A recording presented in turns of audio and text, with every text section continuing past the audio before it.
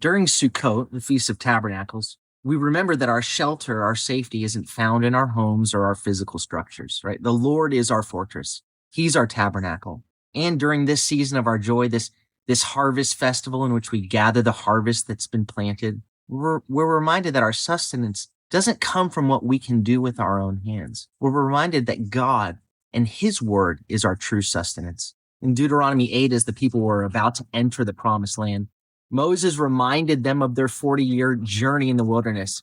He said, you're to remember all the ways that Adonai, your God, has led you these 40 years in the wilderness in order to humble you, to test you, to know what was in your heart.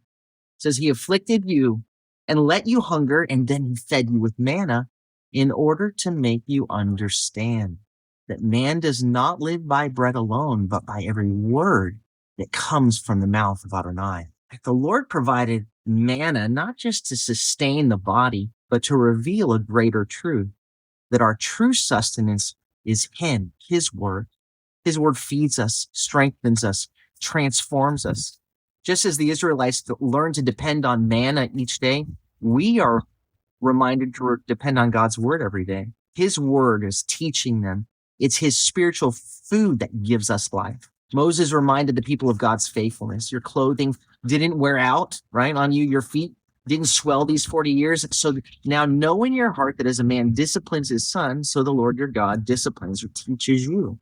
God used the wilderness not as a place of punishment, but as a place of training and preparation to refine, to shape his people for the blessings that lay ahead.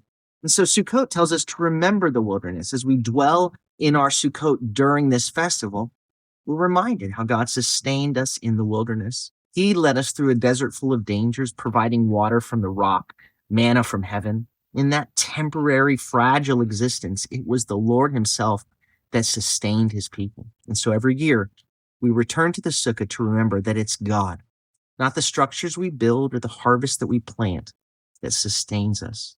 Moses warned the people not to forget when they entered the land and prospered. He says, take care you don't forget Adonai your God when your herds and your flocks multiply, so that you're not proud in your heart and say, look what I've done by the power of my own hands.